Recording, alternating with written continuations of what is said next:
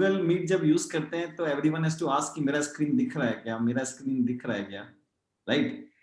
Why this doesn't get built into the feature of Google Meet and where the presenter can just see कि क्या दिख रहा है and he can just check it, but why he has to ask every time? नहीं दिख रहा है. This I think is the vestiges of old, on conference call everyone used to ask, can you hear me? And I think that's like just carried over into the digital world now with this. नहीं यार, but I don't know. 1 second, I've lost my mouse.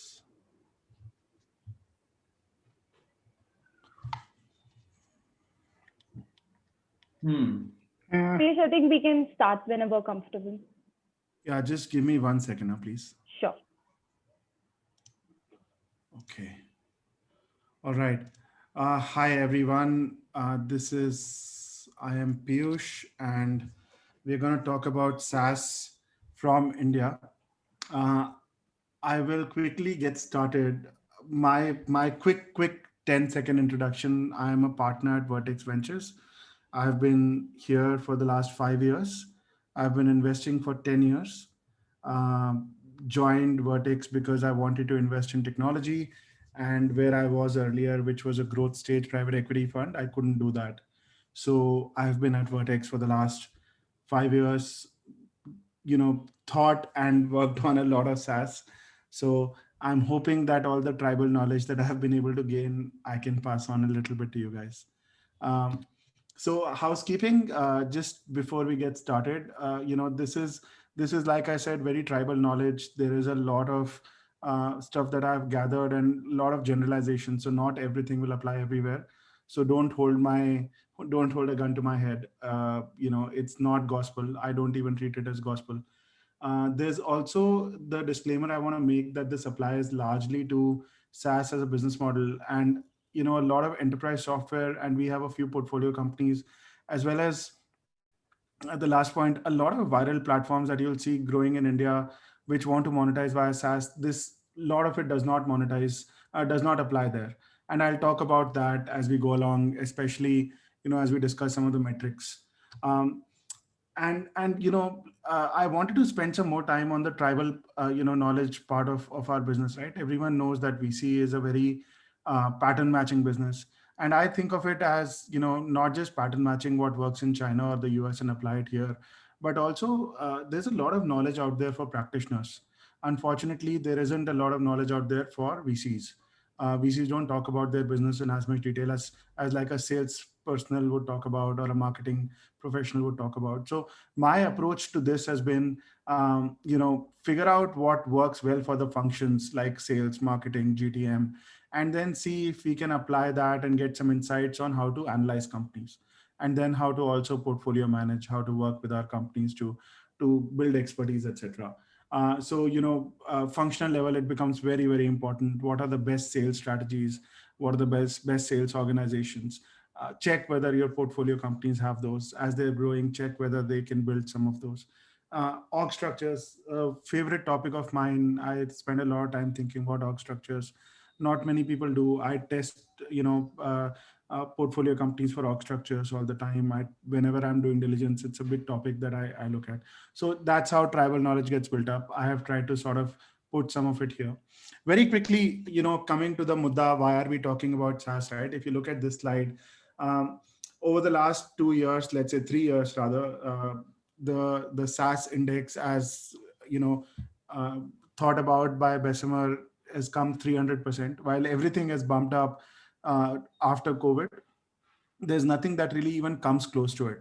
Like Nasdaq's, gone up about 170%. The SaaS index is up 30%.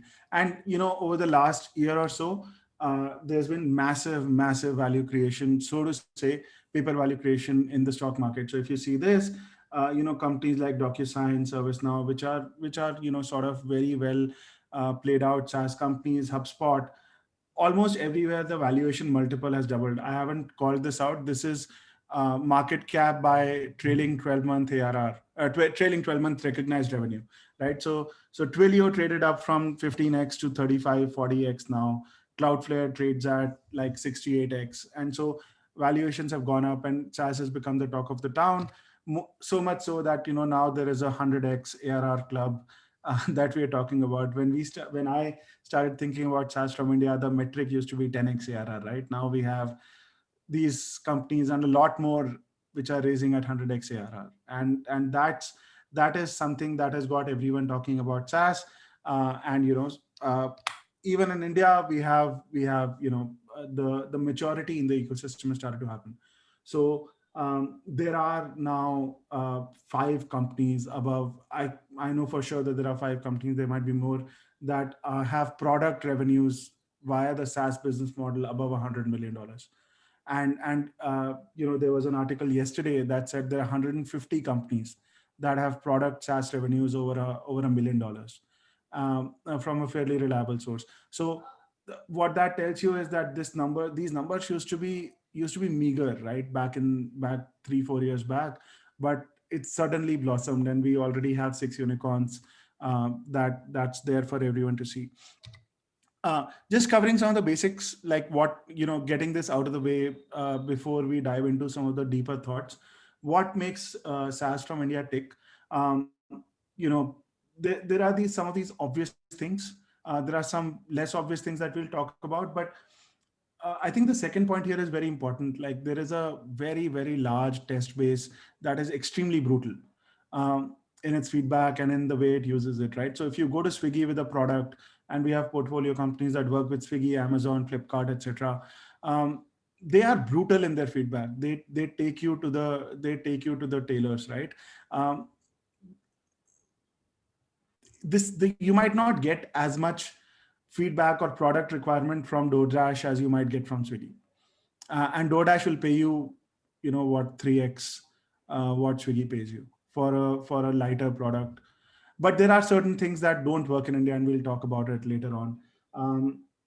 So you mean to say that you should be encouraged to sell in Indian market in the beginning? I think India is a great test bed. Like, before you get to 100K, 300K ARR, companies that are early can build a phenomenal product. And I'll talk about it. I'll talk about this a little bit. There are certain markets where India has a massive advantage. If you're building anything mobility, the developer base in India, I can tell you, is, if not better than, at par with what is already there in the US, especially when it comes to mobile. So if you're building anything mobile centric, if you're building like for the deskless workforce, for example, just as an example, Slack was a great product that got built, and I'll talk about how these platforms are getting. One of the thesis that we have is that these platforms will get unbundled, and the great unbundling of SaaS will happen in the mobile workforce space. And if you're building that, you have such massive advantage sitting in India, because you have Swiggy, Flipkart, tens and hundreds of thousands of workers at your disposal to test on, right? I shouldn't say it like that. That sounds very, very bad, but it is the case, right? And we'll cover that, Gagan. We'll cover that a little bit as we go through. Just being cognizant of time, right? Sorry, one sec. Just give me one sec. There's some disturbance. Okay, so what's the agenda, right? We'll do 2 things broadly. We'll understand SaaS diligence and SaaS portfolio management using numbers. So what are the numbers that you should be tracking? And this is well researched. Like, there isn't much tribal knowledge about this. It's well researched, but I just want to highlight some of the things that I think about, and then go beyond numbers and understand some concepts for diligence and for portfolio management. And I know all of you had been shared a small question around how to diligence a company, and I'd love for you to sort of, I have a stopping point where we'd love to hear from all of you on that one question that had been shared with you guys, and we'll come to that in due course of time. So we'll get started with numbers, right?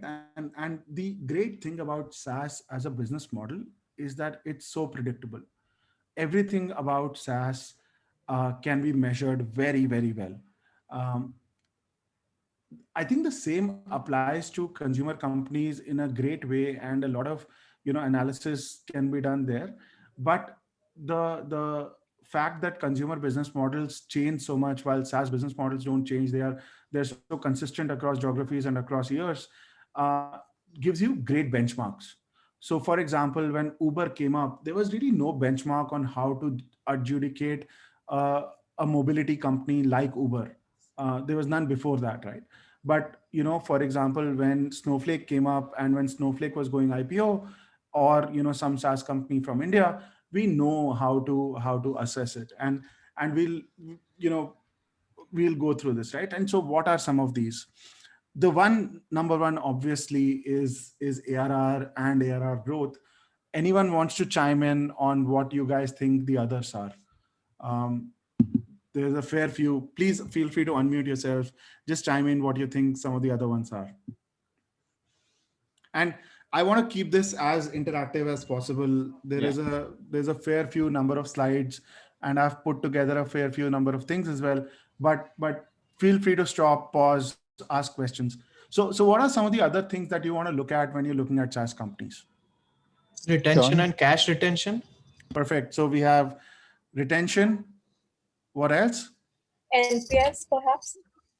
NPS. Yes, that's maybe one level deeper. Expansion revenue.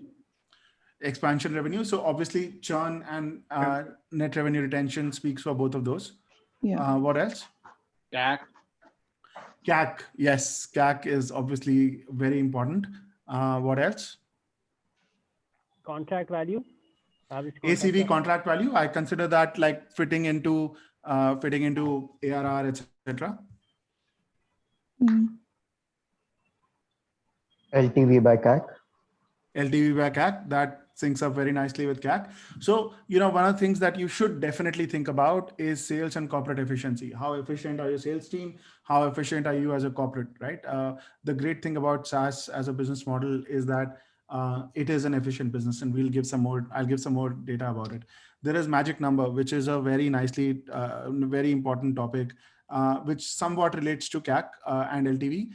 But it's a way to measure the efficiency and the performance of a SaaS company. Obviously, LTV to CAC is there, and we'll dive into some of these, right?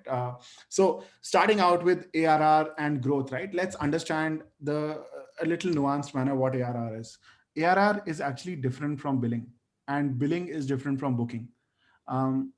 At a lot of time, startups will show you booking number.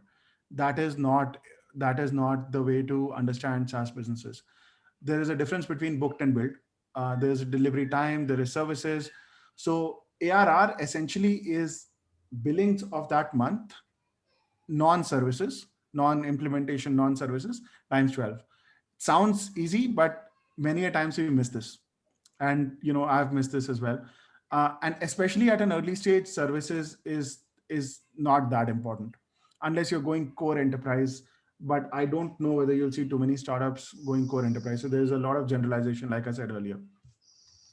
Growth, and this is where the tribal knowledge starts to come in.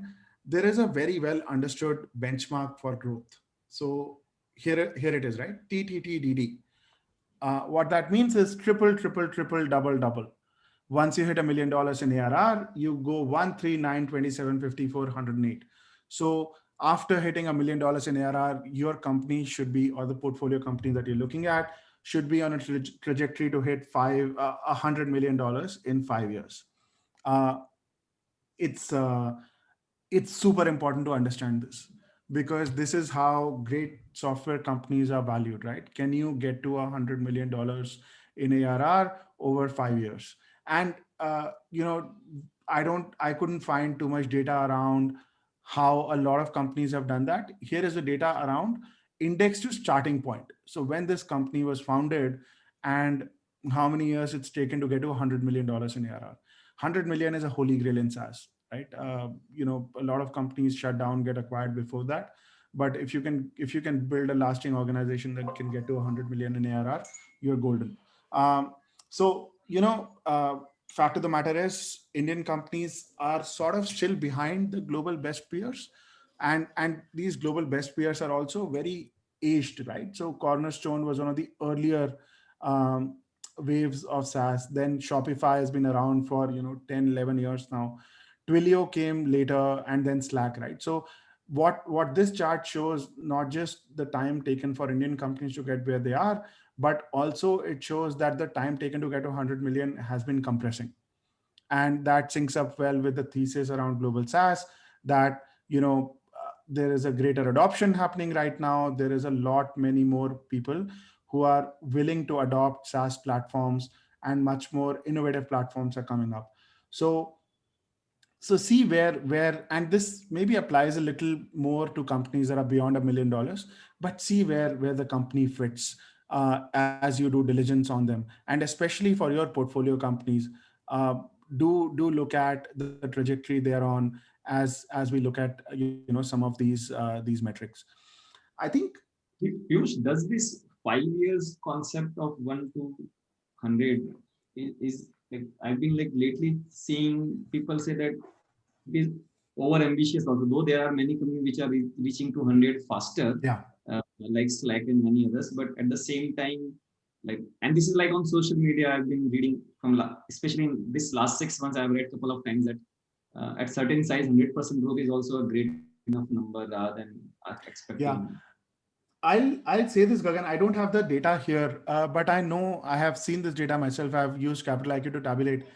There is a massive correlation to valuation multiples and growth. It's huge. So companies that hit this 5 year get valued superordinately higher than companies that don't hit this. So now there are two parts to this. Companies that hit this also raise a lot of money, right? There is a lower efficiency in companies that hit this 5 year 1 to 100 million. And so that also has a role to play. Now, the thing that is important to understand is when you look at India, companies are not raising as much capital. Despite all the euphoria that's been happening over the last 9 months, companies are still not raising that much capital as US companies raise, as Slack did, for example. So yes, there is obviously going to be a slower path to 100 million. Maybe it will take 7 years after you hit 1 million, but it's directional. It's not like a diktat that you have to hit 100 million in 5 years. Actually, I don't know anyone who will hit 100 million in 5 years. From India. Maybe Postman might, but I don't know anyone who will hit 100 million after 1 million in 5 years. From India. Like, even if you look at, for example, the most talked about company recently, because SoftBank came in, Mindtickle, they are going maybe 4th year already, closer to 28, $30 million in ARR today. I don't know if anyone knows the numbers better, but that's my understanding. And their 5th year since they hit $1 million. So yeah, it takes time to sometimes hit the stride, but then the efficiency is of a different order, especially for companies out of India. And we'll talk about it. But especially for me, and we are seeing this more and more in the SaaS ecosystem, actually getting to the first million is the holy grail, right? And I want to talk about this and hear a little bit from the audience as well. Getting to 1 million there's a lot of difference in getting to 1 million versus getting to 100 million, because there isn't too much science in getting to 1 million. And there are a few very important things that are happening as you get to 1 million. And this is the crux of some of the diligence that at least I do. Every sales process is founder-led, has to be. Even if you're doing 60K ACV, which means the founder has to go sell, hundreds of deals, every sales process has to be founder-led. The founder is leading the sales process, and the company is still discovering its ICP. And this is a term that if you're going to invest in SaaS, you have to understand. Early stage SaaS, you have to understand ICP in and out. I'm not going to talk a lot about it today. There's enough and more that's been written about it online, and we can debate about it offline. But if a company says that they have understood ICP before hitting $1 million, they are kidding themselves, or they are the greatest company out there. If a company has not got even the slightest idea about ICP, you should not be talking to them. Like this, I will say, as a diktat that if a company is coming to you and has not thought about going into how they think about ICP, you should not be talking to them. Tell them to go back and think about their ICP. Super important at an early stage. And ICP is around delivering value to the customer. It's not about who will buy us. It's not about how we will go solve every customer's problem, but there is a business problem that exists and how we can solve it using our product, right? How they will derive value from what we're doing. That shows the maturity of the platform and of the thinking of the product. Buyer user differentiation, a part of ICP. Buyers are oftentimes very different from users. How do we get utility to the user's phone or desk while a different buyer has bought the product? And that sort of is very important in terms of finding ICP. Might not be very well thought about because a lot of early stage companies will think about will think about buyer more than the user, because ICP is the customer profile, or rather they confuse it with buyer profile, but super important there. Most importantly, all the three heads of the Hydra have to align in one direction: marketing, sales, and CS. And I'm keeping product and engineering out of this for now, but all of them have to fire in the direction of the ICP. So I think the number one thing that I look for pre-$1 million is how far along the journey of ICP folks are. And this is, for me, the biggest diligence topic at an early stage. Time to $1 million, it could be anything. It could be 1, 3, 4, 5 years from 100K. 100K is important from my perspective, at least. I usually don't know whether I want to invest in companies before 100K, especially thinking about global SaaS from India. And I know different funds think about it very differently. I'm just giving you the way I think about it. So I'll pause now. Gagan, you want to add something on this? And audience, any questions, thoughts, comments on this? Piyush, Anand here. Hi, Piyush. Good to see you, sir. Very good to see you. Thanks. It's going very good. Piyush, I just wanted to make a comment here. In the early days, maybe before 1 million revenue, you want to also look very deeply into the usage numbers. Okay, because one of the concerns is that some softwares end up being bought, but Not being used. good, right? And if the company is younger than 2 years, it's very difficult to predict the churn, because Correct. the initial users will be enthu users, they will use. But as the company tries to expand and sells and can't pick you mentioned it very well, ideal customer profile, they can't figure that out. They end up selling because there is enthusiasm or whatever people want to use. So I'd probably look very strongly for a company less than 2-3 years old. I would look very strongly at the usage numbers, because churn, etc., is only to be predicted by the usage numbers, not necessarily, you can't derive churn at a very early stage. Super point, Anand. I actually was going to pick this up later on. In the SaaS jargon, we call this North Star, right? What is your North Star? Yeah. And North Star actually is different from usage, because it could be anything. Like, I'll give you a few examples, and these are obviously well quoted in the market, and we'll come to this later on, but because Anand has picked this up, North Star could be anything, right? So for example, for and this is well known, public knowledge, for something like HubSpot, which was at the time the fastest growing SaaS company in the world, it was that they had 45 launched features within their CRM product, their marketing automation product. How many companies were using 5 out of that 45? Very good point. It could be anything. Like, we have anything but revenue number. Correct.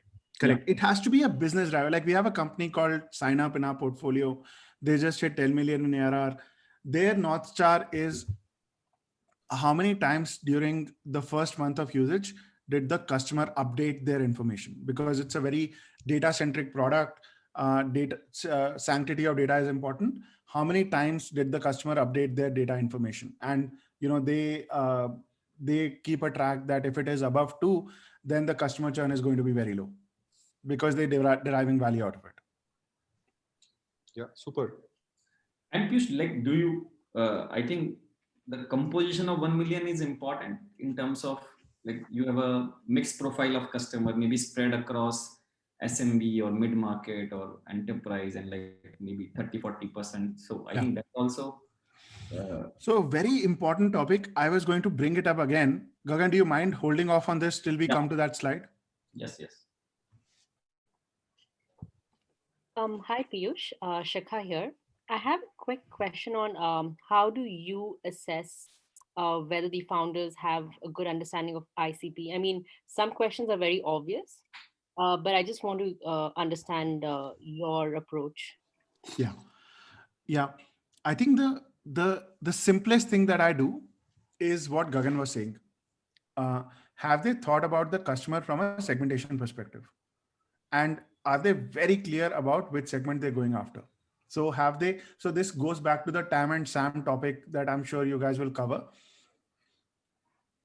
TAM for most markets will be massive. Like smart founders will not be building for small TAM, but the serviceable addressable market, which is, where we can target today, having cut the customer and the market segment the right way, is the shit, right? So for example, we have a very early stage company called Reco. They do reconciliation. They're very clear. They don't want to go after companies that are beyond Series C funded, Right.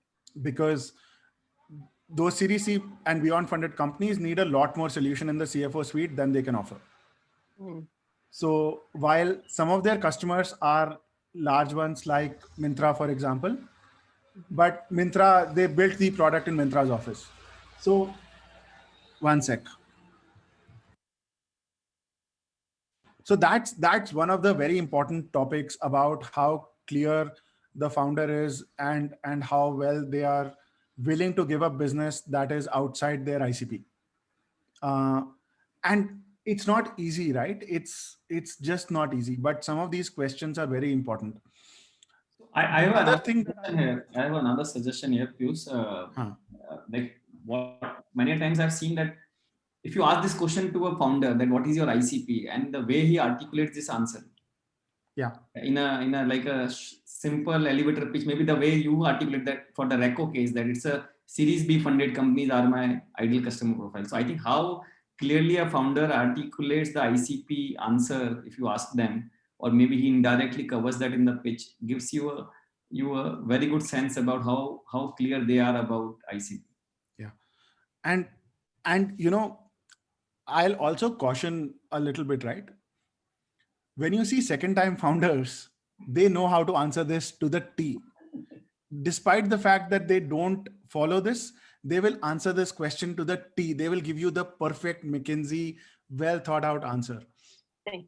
You have to test for it, right? So the first topic that I gave actually has a lot of nuances to it, right? How are you selling? Are you selling because this exact problem is replicable around all your customers, or are you sort of stitching together a different use case, a different case study for every customer that you've sold, right? And test that in the customer calls. Is the same core value proposition, core use case coming through across customer calls that you're doing, especially with early stage companies? Is the same thing coming out in most of them? And that will tell you whether the company's gone and sold in the right manner. Otherwise, you'll see some of these customers churn. Got it. Thanks. Yeah, we should, Anand, you should, sir, do how to deal with second time founders another session. Yeah. We'll continue. Piyush will call you also again. No, that's okay. So I'll move on again. Again, time.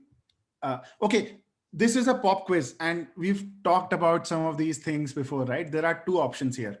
Please, everyone, just write your answer in chat. I'm assuming chat is available for everyone. Please write your answer in chat. Let me preface the question. There are two ways to get to, this whole high retention, high growth business, right? One is you start with low growth. Don't grow. Just keep your retention very high. Keep churn low. Keep monitoring everything that the customer is doing. And this is a preface to the overall churn discussion that we're going to have.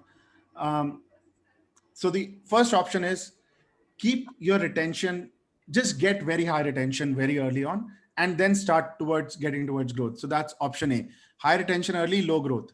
Second option is don't care about retention, grow, and you'll figure out a way to get retention, because you're solving the problem and you are God's gift to mankind, and customer will not churn.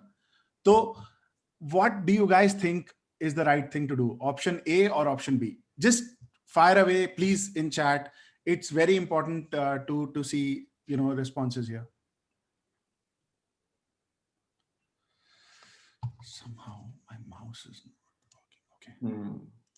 Okay. So there are good number of B. Okay. Okay. Both. Grow first, option A, option B. I don't know if I can tabulate, but I'm just going to eyeball this. I think it's equally split between A and B till now. In any new market, option B, A. Okay. Okay. The way I see this, again, nothing is gospel truth. And Piyush, the entire India Quotient team is at B. You should remove them. Gagan, where are you, Gagan sir? So I am at A, but and I will say Gagan will be vetoed, don't worry. No, we don't. Okay, so but this is one of my gospel truths, right? I will never invest in a company that goes to option B in SaaS, right? Like, again, it's the way of building business, because how I feel about this, and this is a fundamental fact about high, as you look at the risk profile in VC funded businesses, and I'm just talking about SaaS, I'm not talking about every VC funded businesses, right? So as I make this generalization, just think SaaS, right? As you think about VC funded businesses, there should be a lowering of mortality as you go from seed through A through B through C. That isn't the case. In India, anywhere in the world, we haven't even seen a mortality cycle. So we shouldn't be talking about that, like Series C funded, unicorns dying out. We haven't seen that yet in the SaaS world, but the mortality should not be happening beyond Series C when you've reached 20, 30, let's say $10 million. But it still happens because there are issues around churn. And it's not an easy thing to manage at all, whether it's a brand new market or a very well-established market. Once you start getting into a churn trouble, you'll never get out of it. It's customer success practitioners will tell you that manage churn early and know what causes churn, because later on you'll never be able to manage that because your organization will be too big to manage it. And there are multiple other factors. So here is how I look at it. And I wanted to lay this out for everyone. This is my way of looking at this topic of churn, because it's a very important topic. If you're doing SMB business, 85% gross retention, which is logo retention, and this is revenue retention, not logo retention, and 95% net retention, which includes upsell. So someone was using lesser licenses, they bought more, etc., for the same set of logos. SMB businesses getting to 100% net retention is virtually not possible. There aren't too many SMB businesses being built out of India today. Mid-market is where the most of India is. Most of India's SaaS is in the mid-market, which is 50 to 100K, 150K ARR deals. You have to find a way to get to 95% revenue retention. You have to find a way to get to 110% net retention. So upsell has to be massive. And without these, even at an early stage, the company is going to falter for sure in some shape and form. And we've seen this happen in our portfolio. We invested in companies where we knew that we were going in with this less than 85%, more than 15% churn. We knew we were going in. We knew going in that there was a problem. We still went in because the market looked attractive. Market was attractive. Other companies came and dethroned these guys' success because they figured out churn from the beginning.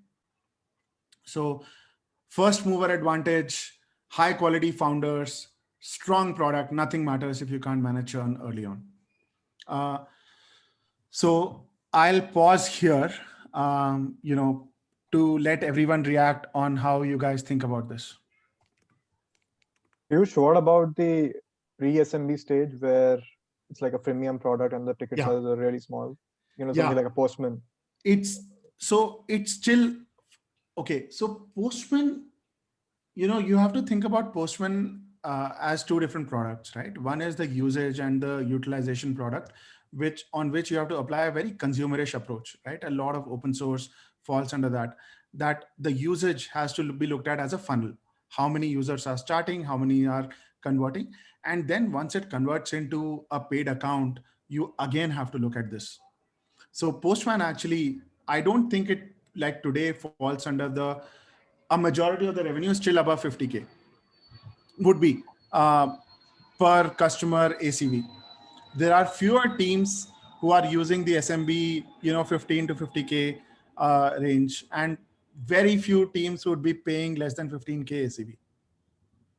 But no, but would you say that for something like a premium product or which is in single digit ACVs or ARRs, retention is not really a good metric, and that's just No. Actually, so think about a product like SurveyMonkey, right? Yeah. SurveyMonkey fits there very well. It's a freemium product. The early part of this, which is the free to paid conversion, has to be looked at from a very consumer lens. Exactly. Just the way you would evaluate any consumer app. The later part of the funnel, once the customer becomes a paid customer, has to be looked at with the, lowering this. But even there, SurveyMonkey has about 20% churn annualized basis, because their users come back and continue to pay them because they've become enterprise kind of users. Even then, while the numbers would be lower, you still have to think about a sustainable number. And if you look at, and just to complete there, if you look at the net retention, actually for a platform like SurveyMonkey, everything equalizes because they're able to upsell their cohorts in a phenomenal manner. And this is not at a customer level, right? This is at a cohort level. If you're at business that is sort of going from freemium to, free to premium and going and building enterprise tiers, net retention is super important. Yeah, so I have a comment here. So generally, the way we look at while investing in such companies where there is a large freemium base. So like as Piyush mentioned about SurveyMonkey, we have a company like Vyapar, we have companies like Pagarbook. Okay, so I think what important is to look for, like as mentioned in the beginning of the discussion, like ICP. So you have to look for who will be your ideal customer, who will pay for it, and how many in the freemium funnel. So like we, in simple words, we define for consumer business like a power users. Okay, like in ShareChat and other consumer content companies, we talk about power users. So you have to look at that. How much is your out of the total funnel or top of the funnel, or like out of your mouth? What is your basically your power user base and at what stage they are stabilizing, and then so you define the based on the product feature which someone is using, and suppose based on that, if you define your user profile, you look at how much of the total percentage is that, and is that number holding. So most important first step is that like maybe at 7% of your users are staying on the platform and they are using it continuously at a certain frequency of product. So you have to figure out at what percentage are they holding. So first, are they holding? So and then if they are holding, at what percentage they are holding, like out of total percentage of users, and then accordingly you figure out that whether if bucket is not leaky, then it makes so it's a little tricky, but that is the way you look at for the freemium to paid businesses. I'll also give one perspective, right? This is for product categories where there is some little bit of customer success, hand holding, customer support, tickets will be answered, etc. Kind of a support infrastructure that's built post onboarding. In a lot of businesses, you actually, like if you're building a successful business, and that's my understanding from SurveyMonkey, which is one company I understand very well more than anything else. I don't know how Vyapar, Khata Book, Pagar Book work at all. But if you look at a company like SurveyMonkey, they actually have two different buckets of customers.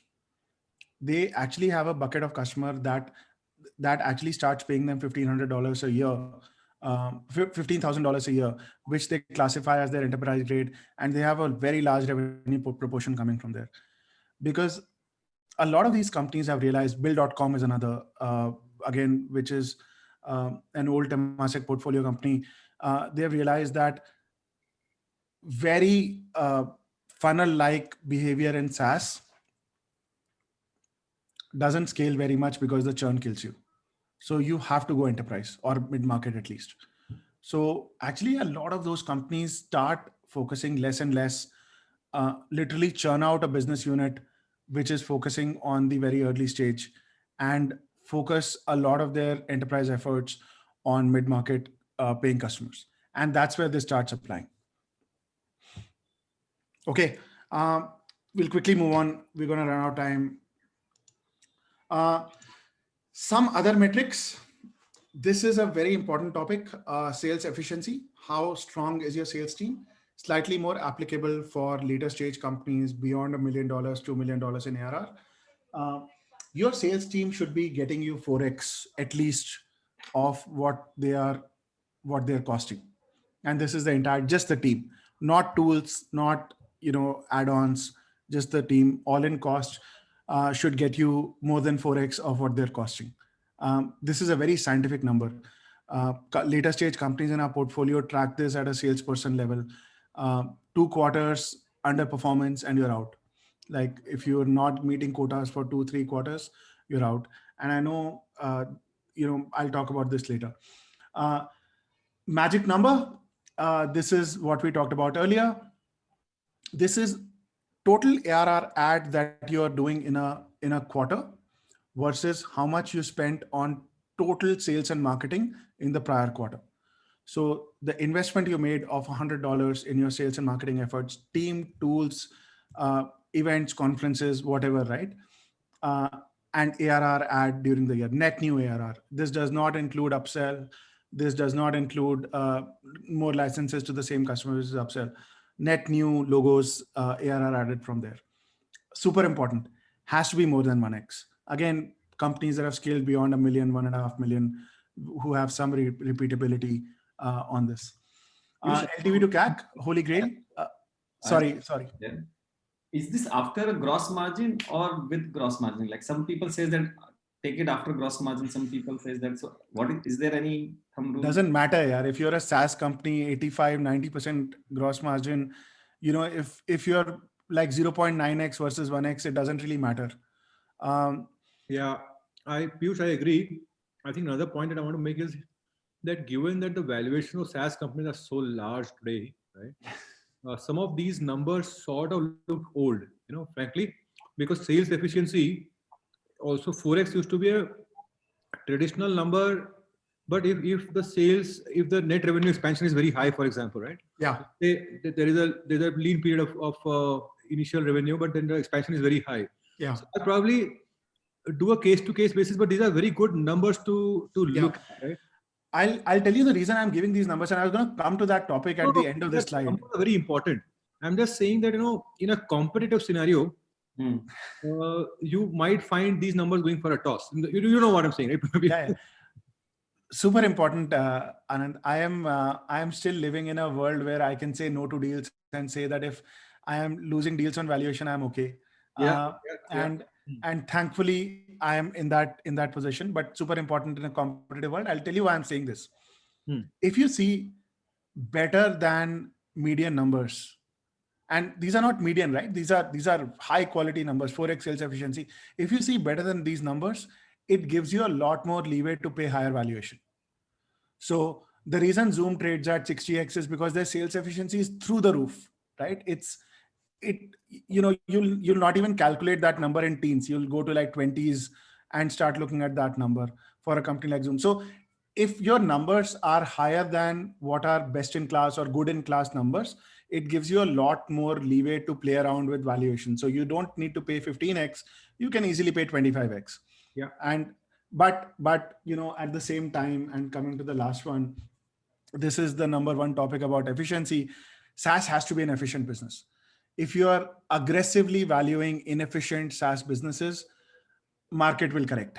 Like, I 100% live by that, by that logic. I'm happy to let go of deals in inefficient companies where valuations are aggressive. I'll pay top dollar for efficient, well-tuned, well thought about teams. Happy to pay 35, 40, 45x, No, but you are for right. inefficient companies, not possible. Last one, for example, you are very right about the last one. Right? If the last one is in the initial years, let's say $20 million to get 10 million ARR. If it is more than 20, then probably the chances are that the company will remain loss making for a long time. Correct. And won't go to IPO. Then that's what is coming out. And you are right. I mean, there are a few companies in India which sort of look like acquisition targets rather than IPO targets. Right? Yeah. They're very clear. And raising a lot of money in SaaS actually doesn't get you anywhere. Yeah. It has negative returns on. SaaS actually is one business where you have negative returns on capital employed, and they start to hurt a lot. Because if you see the best SaaS companies, right? Workday, Salesforce, and I'm talking global numbers, but even companies like Icertis out of India, to a large extent, Freshworks, they have been extremely efficient. Zoho, for example, they've come around over 20 years, but they've been so efficient. Yeah. So the best companies have to be efficient. Yeah. And there are some very interesting metrics out there. I don't think these metrics change over time. And I would urge you guys to make sure that your portfolio companies, all of you, don't become inefficient because capital is available. Because you'll make mistakes, like tons of, like the ecosystem is riddled with people who raised money and made mistakes because there was money available. So, that's my 2 cents on the topic of efficiency. And if you see very high quality numbers, don't be worried about paying top dollar, because those numbers will only get better and will give you a lot more returns in either an acquisition market or in an IPO market. Okay, enough prescriptions. I want you to, all of you guys, just like, please unmute and talk about what you thought about FullStory. This is a company I've been tracking for a long time. Our US colleagues missed this deal. We have talked about it internally for a long time. It's a very interesting company I'm hoping some of you saw what they do. What they do is they enable consumer companies to build great quality experiences, product experiences. So you can change a lot of stuff around your product. You can measure everything. It's basically the new age of tracking consumers within your platform. So, folks, please come online. Just, what do you think is great and not so great about this business? And would you invest? Why would you invest? And why would you not invest in this company? I'll keep quiet and I'll keep making notes. Feel free, please come on board. Please come on and speak.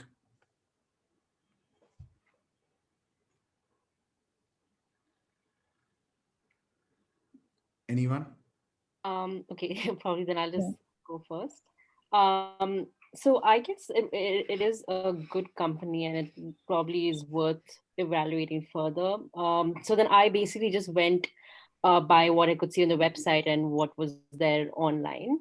And so the reasons why I feel it's a good why it might be a good investment is because of 3 main reasons. One is that it consists of a good team.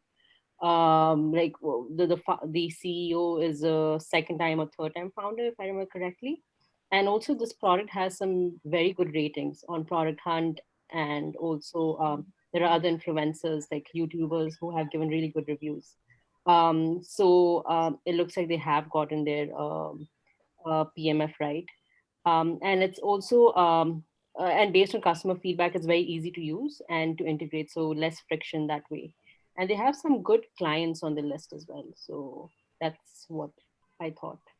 Even though it's pretty competitive space though, Yes. from what I could see. So yeah, I mean, that was one downside I observed, but yeah. Okay. Thanks, Shikha. Anyone else?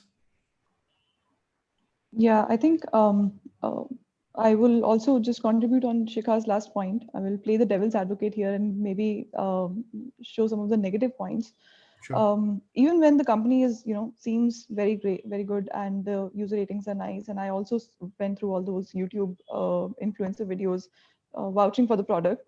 Even then, even 5 years ago, when the company was starting, there were still many products available at that time in the same space, doing similar things and solving the same problem.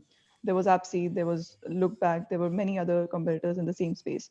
And the market, even though it's huge, I couldn't find anything specific that would differentiate this company out of all the other companies, Yep. at least at that point. Yep. Yep. Okay.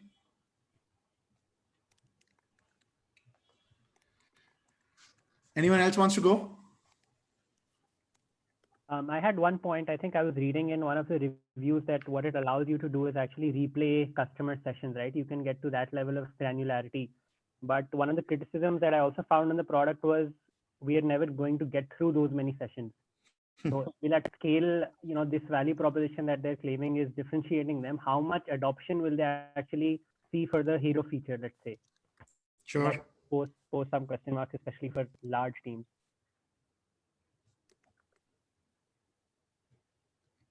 Okay.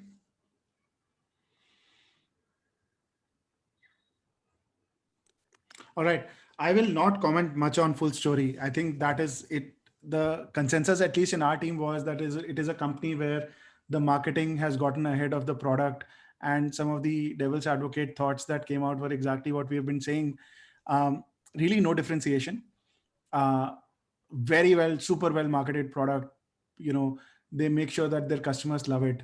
But the differentiation hasn't been very clear. They're a darling of Silicon Valley today. They'll raise a fairly large round very soon. But how well they execute. I think the biggest positive for this company has been the ease of use. And as you sort of think about that, ease of implementation, ease of use, that has been the number one driver for this company's success. There are so many other people who've pitched the same value prop.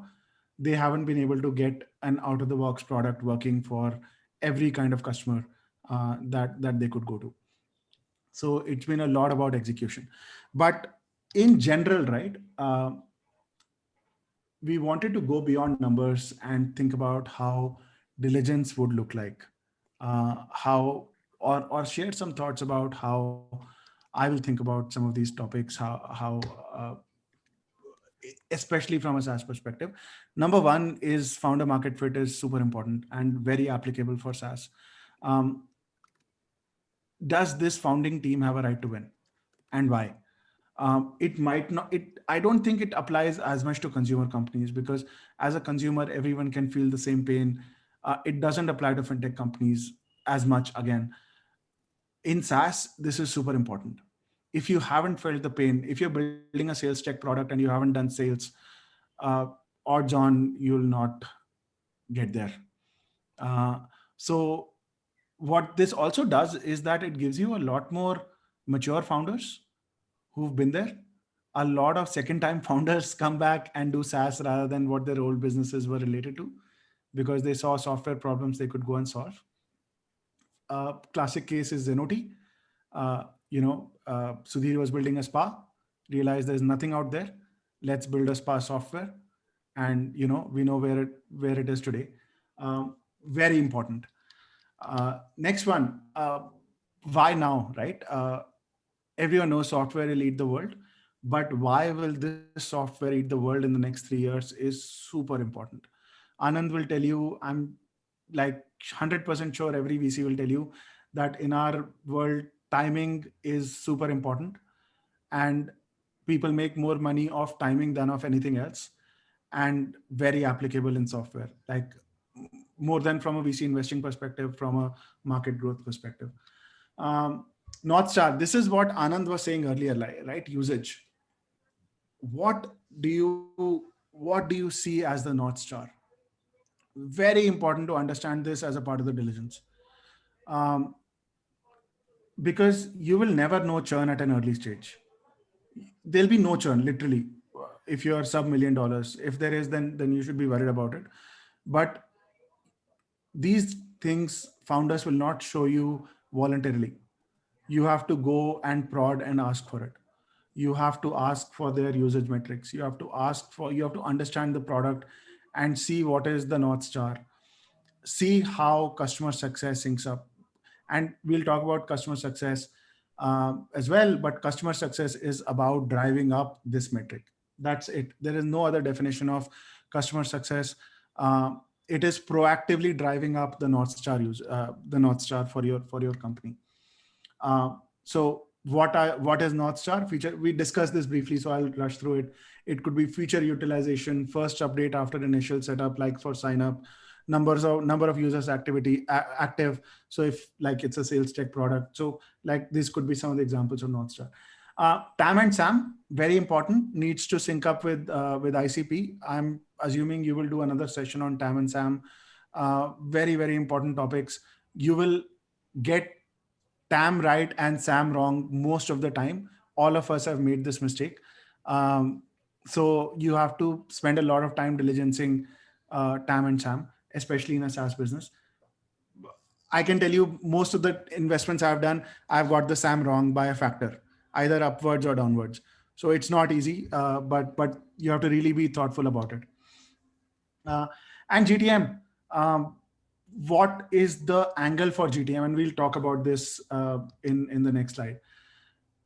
Don't ask the question about moat early on. There is no moat. There is no question about what if Google built this or Microsoft built this, because they will build everything. Google is building an Airtable competitor, Microsoft is building a Notion competitor, and those companies are still valued at billions of dollars. Salesforce always had communication intelligence and training built in, and Gong is valued at $2.5 billion, and Mindtickle is valued close to $700-800 million, and Seismic is valued at $3 billion. So the incumbents will build. Let them build. We have to really think about the questions above and a lot more as you think about it. But there is really no concept of a moat in software. Okay. Any questions on this one? Did you guys think about this when you were thinking about Full Story? Piyush, one question. Yeah. Regarding the timing, right? Do you see any signs, like how do you analyze that? Like how do you think about the timing? Are any signs, indicators? Yeah, my sense on all of these is conversations with competition and customers and potential customers. So on a deal, we would talk to at least 3 or 4 competition, early or late stage, doesn't matter. And again, going back to Anand's point about competitive deals, you have to go on your gut at times. But in an ideal case, right, you talk to at least 3 or 4 competitors and at least 5 or 7 customers, not introduced by the company, and ask them whether this is a problem and are they willing to spend on this problem tomorrow, right? Super important. So, if, for example, I shouldn't say the name of the company, but we were diligencing a sales tech company recently. Every sales leader we interviewed in our portfolio said, I will pay for it tomorrow. And so, the diligence was done. Because this is a problem here and now. There really isn't anyone who's come out with this product today. It's a very unique angle on a very well understood problem. And the problem is becoming real because some of the problems earlier in the funnel were solved already. So do that, and you will hear like the number one question about feedback call is, will you spend on this tomorrow? and you could potentially lead with that question. Okay, great. Thanks, sir. In fact, Piyush, just not a related point. I normally would not invest in a SaaS product which is not yet built. I mean, you expect SaaS founders to have enough into to build a product and get 5 customers, because if they don't want to do that before fundraising, I mean, frankly, then it's sort of you to try to like see, okay, are these really SaaS founders or not, right? I mean, they don't want to build the product, right?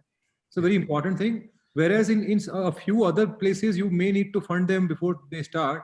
But in SaaS, it's like rare for a great founding team to come to you without, I mean, they would rather send you a logo and a demo, right? That's all they know. They don't know how to make decks. So it's a very important point, because in SaaS, unless you talk to a few customers, because our ability to technically see, if you look at EdTech, you understand intuitively. If you look at e-commerce, you understand intuitively. SaaS, you can only understand by talking to customers. Anand, if every VC took a pledge that they will not fund pre-product SaaS companies, then we'd be in a very different market. I know. But alas, we are not like, okay, I'll tell you how this will be different, right? This is super applicable for second-time founders, superstar founders, who will raise money on a pitch. Yeah. It'll apply in fintech, it'll apply in edtech, it'll apply everywhere. Yeah. So if you see most of the pre-product financing seed rounds between $1 million and $5 million have happened with people who have very deep expertise. And that's fine. I think, like, as an ecosystem, I think it's fair. Giving them $5 million before product is something that I don't know about. Yeah, I agree. I think the problem is that, you overfund a very early stage company.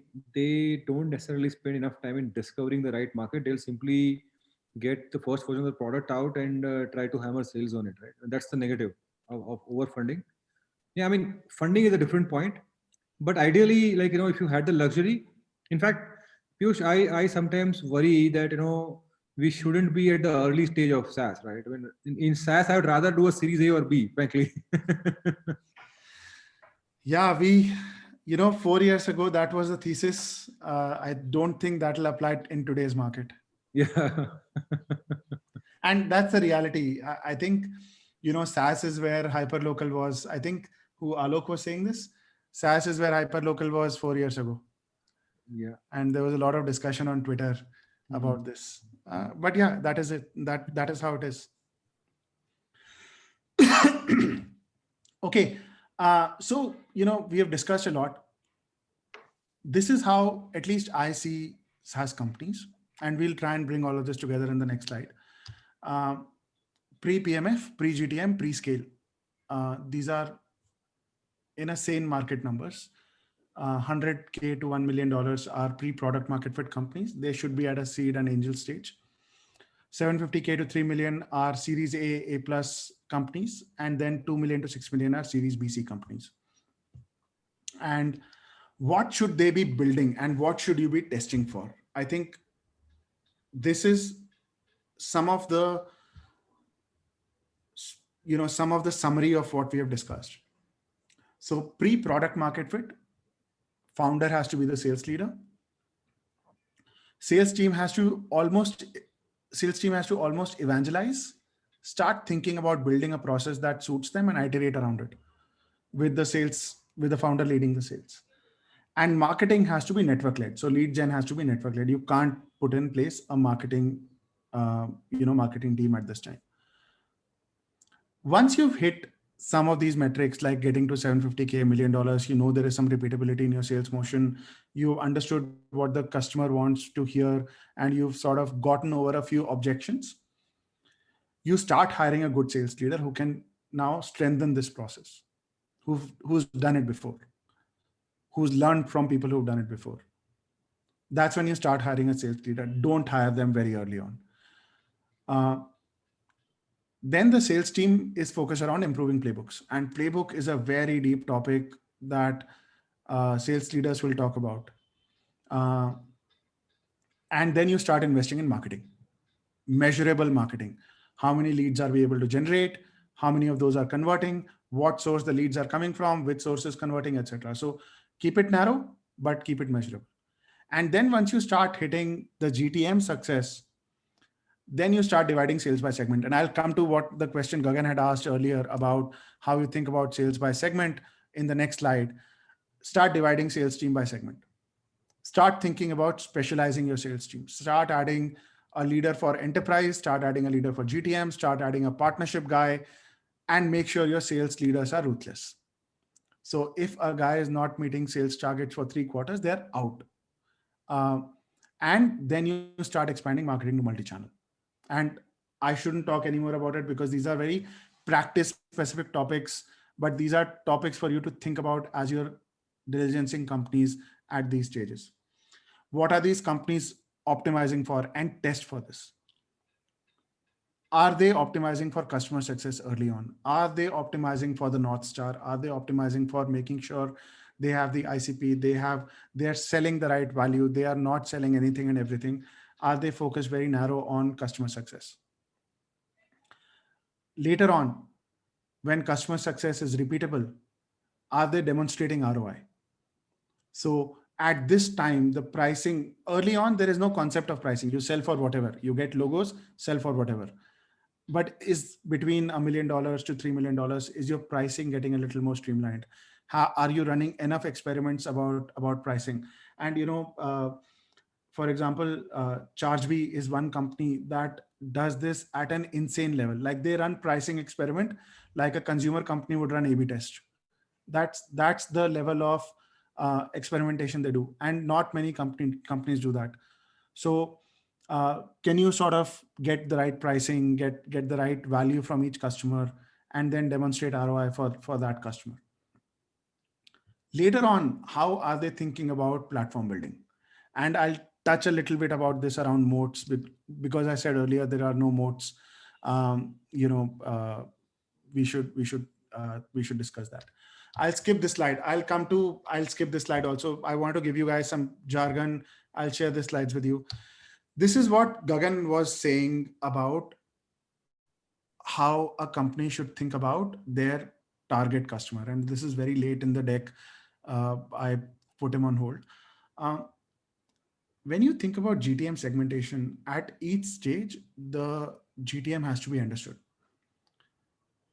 So a part of ICP identification early on is this: find a box that works for you and stick to it. Because you will then find ICP, repeatability, etc. through this method. As you are scaling, you should be very clear about, as you're doing diligence on companies that are scaling, even up to a $5 million ARR range, and this is conventional, maybe $2, $3 million, $4 million, you will find success in one block and not the others. As you are investing in companies at slightly later stages, you have to look at these. And as you are thinking about your portfolio as they hit these numbers, you have to be thinking about segmentation of your sales teams and your sales channels and your sales approaches. Because odds on, you'll be hitting great numbers in one channel, but not present in the others, and not doing so well, or not having understood the other segments so well. So if you can build some sort of a matrix like this and slot your sales performance in this kind of a matrix, it'll be very helpful. And then start measuring metrics for each of these boxes. So you should be thinking LTV to CAC by segment. You should be thinking North Star by segment. You should be thinking churn by segment for sure, as your companies are scaling up. And I don't know how many SaaS companies think about like this. I've met companies at $3 to $5 million who don't think about like this. And we had to sort of push them to give us data in this format. And, the deal got done before that, if it were in the last 9 months. So, and that's okay. At least from my perspective, that's okay. So Gagan, you want to chime in on this topic, because I know this is a topic that you really like to talk about. No, nothing in particular, but I have a question first. Like maybe I can ask the question later, but yeah, I think as Piyush mentioned, this is a very important area to figure out.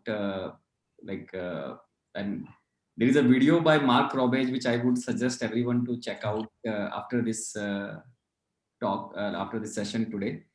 And he's an ex-HubSpot guy, and very wonderful video he has created around key metrics in the SaaS. And he has mentioned about a company where we just look at maybe at 10 million ARR and growing fantastic and all, but not looking at this segment-wise revenue. And later on realizing where the problem is there, like, because if your revenue is scattered in various segment like this blocks, then if you start throttling in all the direction, then it will lead to a lot of chaos and not getting the desired results. So I think so this is very, very super important. I think customer segmentation, as Piyush mentioned, is super important. I think so. But Piyush, obviously we have not seen many companies in this $3 to $5 million range and having getting a real chance to see this data in detail. But I have a question that what if you find two blocks which are looking exciting enough rather than finding one block? So if there is a one block, then it's great. But like, have you seen company where like two segments, maybe mid-market inbound and maybe enterprise outbound? Yeah. And both are growing. So what, like, so some thoughts around that, if you have some examples. No, I have two examples. I'll not name the companies. We can talk about the names over a glass of whiskey. But one company we saw where they had this pat down, like the best metrics you can imagine, doing very well even today, right? Very solid founders. They had this pat down. They had two channels that were kicking for them. One was they had a great partnership with a fairly large software company, and that partnership was really delivering results. And then their outbound mid-market SMB business was really doing very well. So, and they had like superb metrics, no churn, very high LTV to CAC, very high sales repeatability. They had built a partnerships team just to cater to this one partner that they had found. And these two blocks were kicking very well. They were at $3.5 million ARR when we met them. They are now hitting 30 million in 3 years. 28-30 million, they would be at that scale now. We would have made already 10x on our investment had we invested at that time. So so you'll see that we are also proud investors in one of our portfolio companies where the similar two are hitting now at about a $5 million level.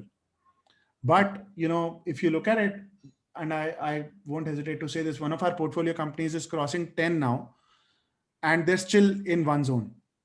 But that one zone is where really the market is for them. There is really no serviceable market outside that zone. They can't go partnership. They can't really go enterprise. They have to hit mid-market. And there is really, you can't do SMB in that business. You'll die. Okay. So they are just outbound SMB, just like there's no inbound in that category. Outbound SMB, just kicking that tire down the road for a long, long time. And we know there is a company that's reached $300 million in ARR just doing outbound SMB in that similar adjacent segment. So it's also very important from a context, right? You shouldn't be chasing a market, or you shouldn't be backing teams that are chasing a market where there really isn't any semblance of, like if you're doing CRM and you want to go partnership, it's not going to work, right? The other thing I want to say is that most of India will fit in this middle block. Outbound mid-market is where most of India's SaaS will be.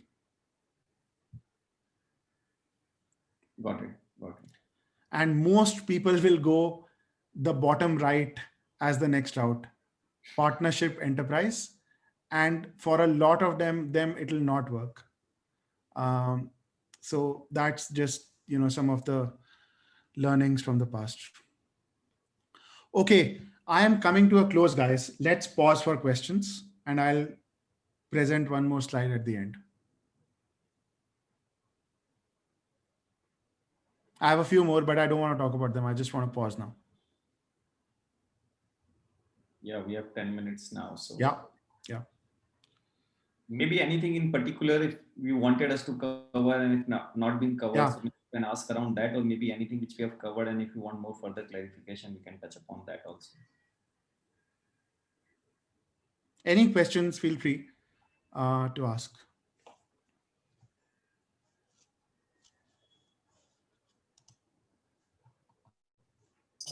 Hi, Piyush. Hi. A quick question from what you mentioned earlier, the Reconsideration Company, which specifically targets startups below Series C. Yeah. So they're very sure that they don't want to go even the mid-market or the enterprise. Is that a good way to think about growing a business 5 years, 10 years into the future? Or do you always look at, as the company evolves, you have to go mid-market or enterprise for the business to make sense? So you have this box right in front of you, right? This is it. This is the holy grail. Early on, you should be focusing, right? You shouldn't be doing. I think founders should not be doing too much, especially most of the market. So, for example, as a company, right? There are examples of companies like Rubrik that went all boxes at the same time because they raised 150 million seed round, or rather, the first round they raised was 150 million. And so you can like go after every single box in the market, but as at an early stage, you should be only thinking one. If that market is deep enough, which means the SAM is large enough, you should hammer and tong that market till you get to $5-6 million. While at the same time building capabilities and experimenting in some markets where you think there are customers coming in and you think the same value prop will apply with a better product or with a different product. Because at the end of the day, if you stay in one narrow space, you will get competition because there is no moat. If your SAM is large enough, new customers will come, older companies will come in that market, etc., will happen. So you have to start narrow.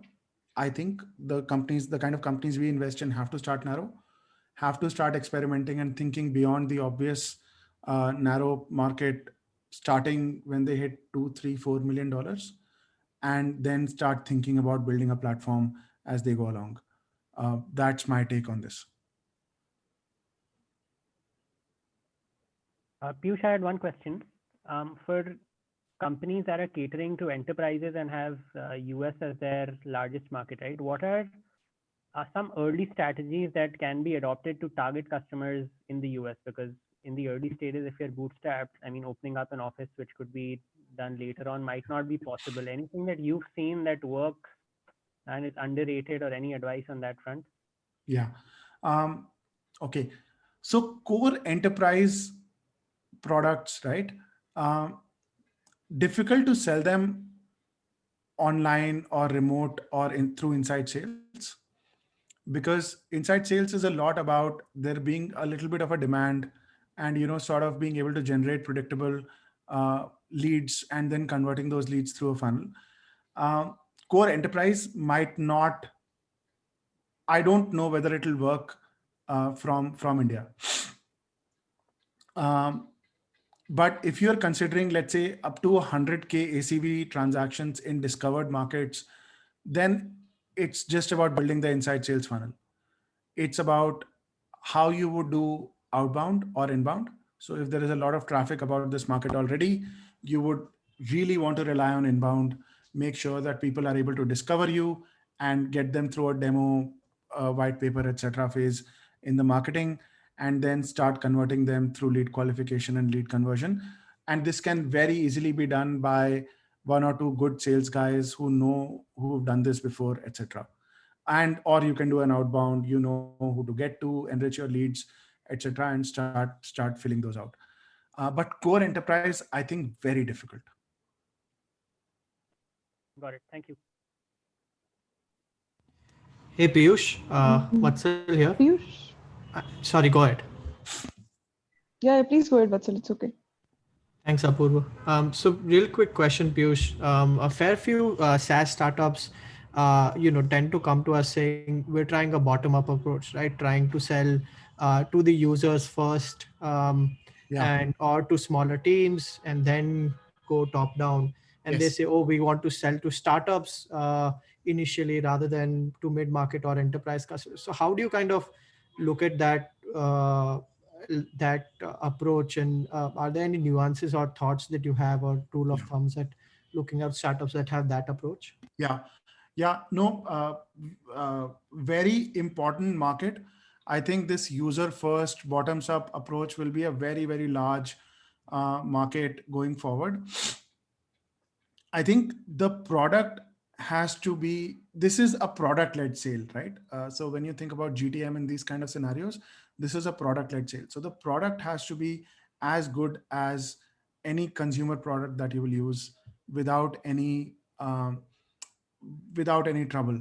So the customer should be able to get on the product and start using it in no time. So, and this could be for developers, this could be for product teams, this could be for users, this could be for n number of use cases. So an example, for example, is Asana, Slack, Postman in the developer ecosystem. There are product level companies that are being built. Atlassian came up through this approach and is now one of the most highly valued SaaS companies out there. So very good approach. The product has to be in a different league. So you are competing literally with the best in class product out there, and it has to be a complete product, while at the same time being a very simple product, a simple to use product. Then the next thing is, this is a business about funnel management then.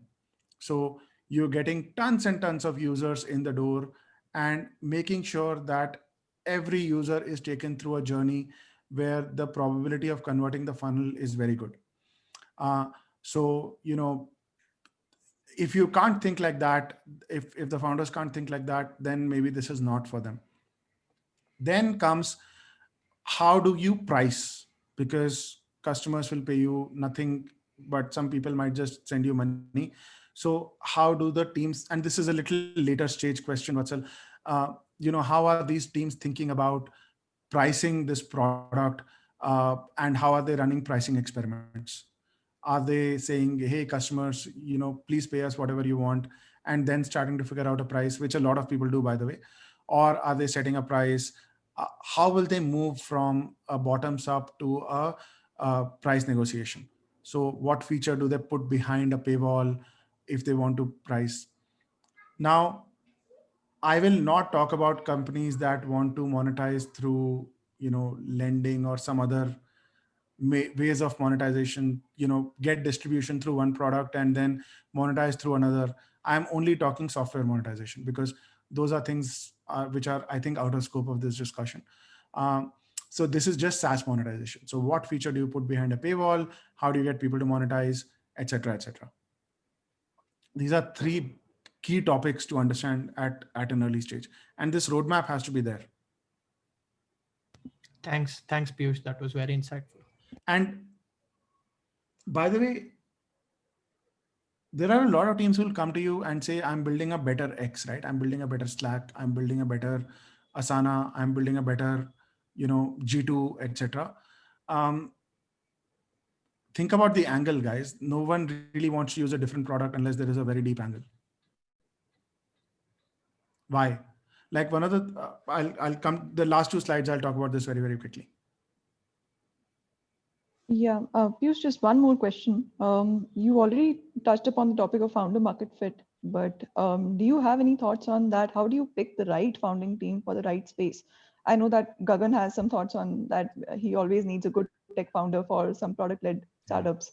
But what are your thoughts on that part? How do you find that this will be the right founding team for this kind So of space? there are 4 constituents to a SaaS startup. Okay. You can hire for sales.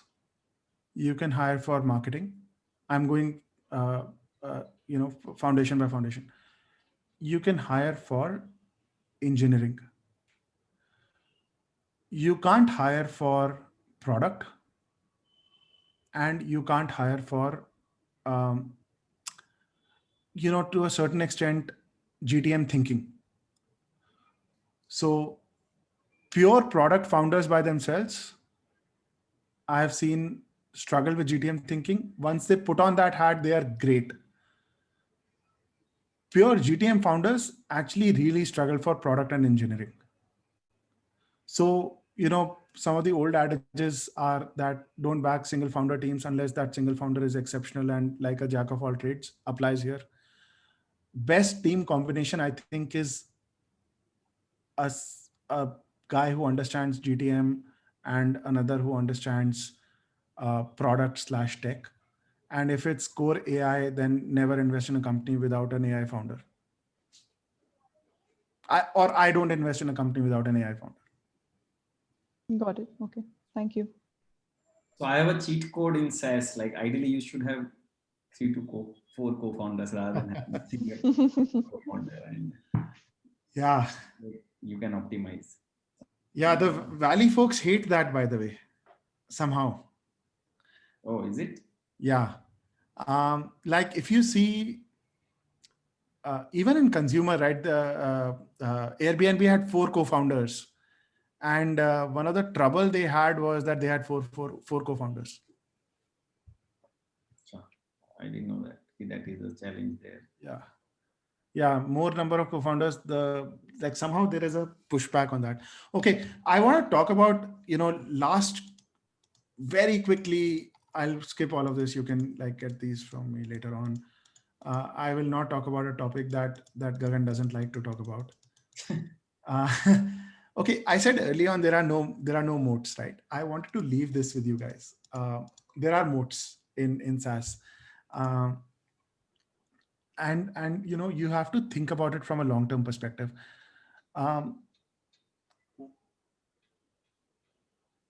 In a lot of cases, this will not apply. But one of the things that I've been thinking about is that when this doesn't apply, these companies don't become great companies, apart from having resilience as a moat, and which is impossible to assess at an early stage how resilient the founders are. But if you see some of these other moats that exist, obviously keeping in view all the other questions that we've asked before, these should pique your interest. So we spoke about the company that you guys were discussing. They have done a great job of training the user. Users now, know how to use it. Some of these great companies like UiPath. I'll give you an example, right? UiPath used to run free courses for all IT services companies to train their engineers on UiPath, free. So Infosys would get a training course from UiPath, 40 hours of training content with a guy sitting in an auditorium and teaching on UiPath's dollar, because they wanted it to become the default RPA platform. And it did. Now, if you see BPO profiles, they will say trained in UiPath in their resume. Like, people used to say 20 years back, know how to use Microsoft Word and Excel. So some visionary companies find this and can find some value in there. Some companies are trying to build network effects where nobody would have thought possible. Great example is a company that's the darling of VCs today, Notion, by building literally a Notion marketplace, which is free for users. So I create a Notion template and I can share it far and wide, and then they promote it on their marketplace, and it's free. And they're now gonna start allowing users to monetize their templates like Apple does, keeping 30% of it. And so now from a tool, they're becoming a platform. And at the end of it, the greatest companies will become platforms, I think. And somehow I have this, I always go back to this question about, can you become a platform? And, I'll close with that. Hey, Piyush, Yeah. I want to talk about the moat that we've seen in Tally. Yeah. Tally trained a lot of accountants. Yeah. And they went and gave their software for free to coaching institutes. Correct. Right? They also allowed rampant piracy. Correct. And because of rampant piracy, it became the software of choice. Correct. And that, coupled with training of low-cost resources, right, sort of gave them a strong moat. And actually, that moat exists today, even till today. They don't have a platform, nothing close to it. They don't have stickiness. I mean, it's not like a loved software or anything, nothing like that. NPS will be poor, but there is stickiness. Right? So it's a very, very interesting, twisted way of doing things. But I'd say the training part was a very interesting one. And I feel that, in some dev tools kind of things, right? Familiarity and comfort, and in general, familiarity of having used something in the past can be a good moat, right? So yeah, just maybe something, I don't know how, may not fit into some of the other things that you put there. No, absolutely. I think who's the master of training the user? It's Microsoft. Oh, absolutely. Same. Free for colleges, free for schools, all of that. Exactly, right? That funda has been applied by everyone, right? Give it free in colleges. So Apple gives their MacBook for like steep discounted prices in every college campus. Yeah. They give away some of their product for free, etc. Adobe, phenomenal, right? Every design school in the world uses Adobe because Adobe gives it to them for free. No, and most of these companies have sort of allowed piracy, cheat codes, and all of these, and they are part of a strategy, right? Correct.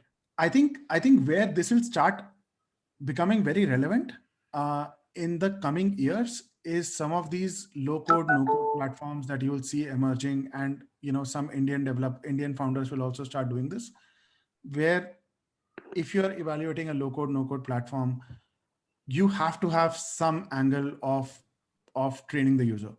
Oh, absolutely. Yeah. So there is a company called Retool, which is again 100x ARR value today. They do this brilliantly. They will go to any and every company for a free training for Retool, even if they're a customer or not. Yeah. They do bottoms up. There was a question about bottoms up, right? Teams can use it for free up to like 10, 20, whatever number of people. And then they will tell these teams, hey, you're using it. Can I go talk to another of your adjacent team and come and do a free training session for you guys? And, this referral network is creating a ripple effect for them. All right, guys, I'm done. Thank you very much. Thank you very much, Piyush. I think it was definitely a insightful session for everyone. It was a pleasure, man. Absolutely. No, my pleasure. Yeah, so I think someone said Superhuman is also doing it. I sent my email. Feel free to reach out in the chat. It's pkharbanda@vertexventures.com. Any questions, please feel free to reach out. Thoughts, comments, more than happy to address. Super. Piyush, maybe this is like one of the best training sessions we've had. Very structured, and thanks for all the homework you've done. You don't have to say that. You have been doing a lot of fintech deals also. So maybe in the next season, we might call you back for fintech as well. You will hear a very negative view on fintech from me, sir. I know. But we don't know, right? Might come back. Yeah. Yeah. What happens next year, we don't know. Absolutely. Pleasure, Piyush. Thank you, everyone. Have a good day. A lot. Thanks, Piyush. Bye, guys. Thank you.